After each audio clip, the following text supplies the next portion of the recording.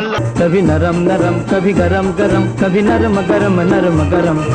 दोस्तों, आज की इस वीडियो की कहानी इस फनकार के सफलता और असफलता के बीच की है। सफलता मिलती सबको है, लेकिन सफलता पचती बहुत कम लोगों को है। ओ बेटा जी, ओ बेटा जी। फिल्म लाइन की यही रीत है, नाम और शोहरत मिलते भले ही देर लग जाए, नाम और निशान मिटते देर नहीं लगती। भोली सूरत दिल के खोटे नाम बड़े। Very simple movements, but very graceful, and people imitate him till date. Hindi cinema के पहले डांसिंग स्टार भगवान दादा ने अपने एक्टिंग के टैलेंट से नए तरीके से कॉमेडी और डांस को परिभाषित किया। अब सुनिए ड्रामा, ये मेरी तलवार, आपसे मिलकर बड़ी खुशी हुई। जिनके कॉमेडी और डांसिंग स्टेप को बाद की कई पीढ़ियों ने अपनाया और वो भी हो गए सुपरस्टार।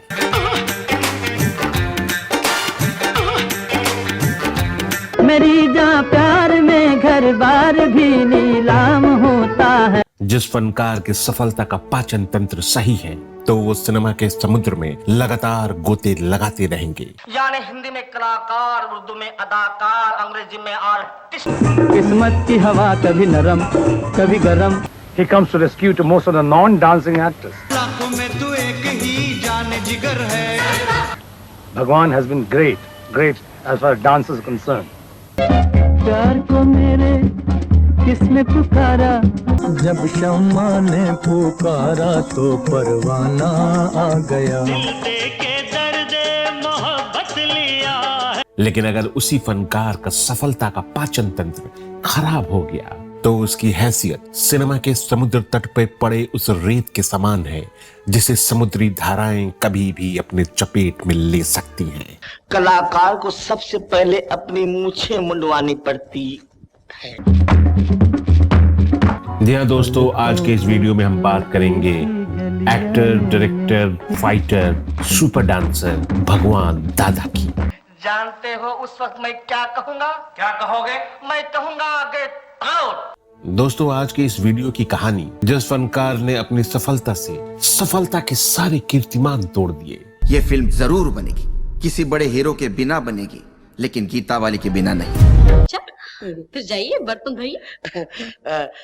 आपका कहाँ चिकन खाना? उससे तुम्हें क्या मतलब है? जिसकी सफलता की धूम की धमक इतनी तीव्र थी कि असफलता के कान के पर्दे फाड़ दिए। हे बापू, ये है ज़माना तेरा, हे बापू, ये है ज़माना तेरा। लेकिन उसी सफलता ने जब अपना रिवर्स गियर लगाया, तो असफलता के सारे कीर्तिमान टूट गए। अगर आपके यहाँ से निकाला जाऊंगा तो फिर कहीं का नहीं रहूंगा, मैं आपके पाँव पड़ता हूँ। अरे अरे, इस फनकार के साथ भी ऐसा ही हुआ। जी हाँ दोस्तों, हम बात कर रहे हैं हिंदी सिनेमा के इस नायाब फनकार की। हो जिसका बैंक में खाता वही गुलफाम होता है। जिसने अपनी मेहनत के बल पर सफलता की वो बुलंदी छुई कि देखने वालों की आंखें चौंधिया जाती थीं। जिसने अपनी जिंदगी एक चौल से शुरू की, लेकिन मेहनत करते करते धुन के पक्के भगवान दादा ने समुद्र तट के ठीक सामने 25 कमरों के एक बंगलों में शिफ्ट हो गए, जिनकी कारें दिनों के हिसाब से होती थीं और सप्ताह में 7 दिन होते हैं। सफलता का नशा ऐसा कि अगर सिनेमा के पर्दे पर नोट उड़ाने का कोई अगर सीन है, तो नोट भी उनके असली होते थे। लेकिन धुन के पक्के भगवान दादा मुफलिसी के दौर में भी कभी किसी से कोई शिकायत नहीं की। 25 कमरों वाले बंगलों और दिनों के हिसाब से गाड़ी बदलने वाले इस फनकार को वो सब कुछ बेचकर फिर से उसी चौल में शिफ्ट होना पड़ा। धुन के पक्के भगवान दादा की वो दोस्त कौन से थे जिन्होंने अर्श से फर्श तक के सफर तय करने वाले भगवान दादा का साथ नहीं छोड़ा। बने रहिए हमारे साथ, जानेंगे और भी बहुत कुछ धुन के पक्के भगवान दादा के बारे में। नमस्कार दोस्तों, मैं हूँ विजय पांडे और आप देख रहे हैं golden moments with Vijay Pandey.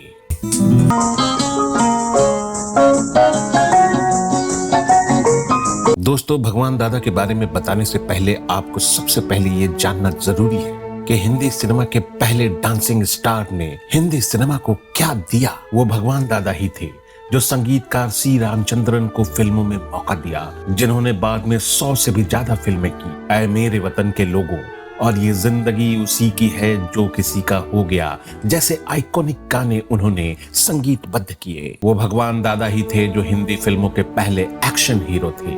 मुक्कों से लड़ाई की शुरुआत उन्होंने ही की थी। बिना बॉडी डबल के एक्शन करना भगवान दादा ने ही शुरू किया था। वो भगवान दादा ही थे जिन्होंने संगीतकार हेमंत कुमार को उनकी पहली बड़ी फिल्म नागिन, जो 1954 में रिलीज हुई थी, भगवान दादा ने ही दिलवाई थी। वो भगवान दादा ही थे जो 1947 में भारत पाक बंटवारे के दौरान दंगे शुरू हुए। तब भगवान दादा ने मुंबई के भिंडी बाजार में रह रहे मुसलमान कलाकारों और टेक्नीशियंस को अपने घर में सुरक्षा दी थी। वो भगवान दादा ही थे जो गीतकार आनंद बख्शी को फिल्मों में लेकर आए। वो भगवान दादा ही थे जिन्होंने एक तमिल फिल्म बनमोहिनी का निर्देशन किया था। ये फिल्म कई मायनों में मील का पत्थर मानी जाती है।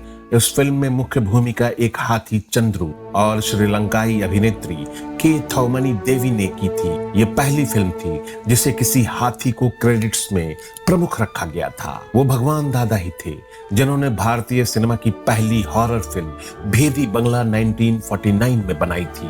वी शांताराम जैसे दिग्गज फिल्मकार इससे बहुत प्रभावित हुए थे। बड़ी अकड़ से बेटा निकले घर से एक्टर होने। भगवान दादा का जन्म 1 अगस्त 1913 को अमरावती में हुआ था। घर की स्थिति बहुत अच्छी नहीं थी। उनके पिता मुंबई के एक मिल में काम किया करते थे। भगवान दादा का मन पढ़ाई में नहीं लगता था, सो उनकी पढ़ाई चौथी से आगे नहीं बढ़ पाई और बहुत ही जल्द वो पिता के साथ मिल में काम करने लग गए। पर उनका मन सिनेमा की ओर आकर्षित था, तो वो काम के बाद आसपास के स्टूडियोज में चक्कर काटा करते थे और भगवान दादा ने उन्हीं स्टूडियोज में सिर्फ देख देख कर सिनेमा की बारीकियां और एक्टिंग के गुर सीखे। यह शिखर संगत से आई थी। 30 का दशक उनके एक्टिंग डेब्यू का था। उन दिनों हिंदी सिनेमा अपने मूक दौर से गुजर रहा था। उनकी शुरुआती दौर की फिल्मों में क्रिमिनल और बेवफा इश्क है। हालांकि उनके शुरुआती मूक सिनेमा से हुई उनकी पहली बोलती फिल्म हिम्मते मर्दा थी, जिसमें उनकी हीरोइन ललिता पवार थी। मधुजा मुखर्जी की किताब the missing story of Lalita Pawar में भगवान दादा का एक मशहूर वाक्य अभिनेत्री ललिता पवार से भी जुड़ा हुआ है। साल 1942 में फिल्म जश्न आजादी के शूट में एक दृश्य को फिल्माते वक्त उन्होंने ललिता पवार को गलती से एक तेज थप्पड़ मार दिया था। यह चोट इतनी गंभीर थी कि ललिता पवार की एक आंख हमेशा हमेशा के लिए खराब हो गई। हालांकि इस बात के लिए भगवान दादा को उम्र भर मलाल रहा, लेकिन ललिता पवार, जो कि उस वक्त एक उभरती हुई हीरोइन थी, इस घटना के बाद वह हिंदी सिनेमा की एक चरित्र अभिनेत्री बनकर रह गई।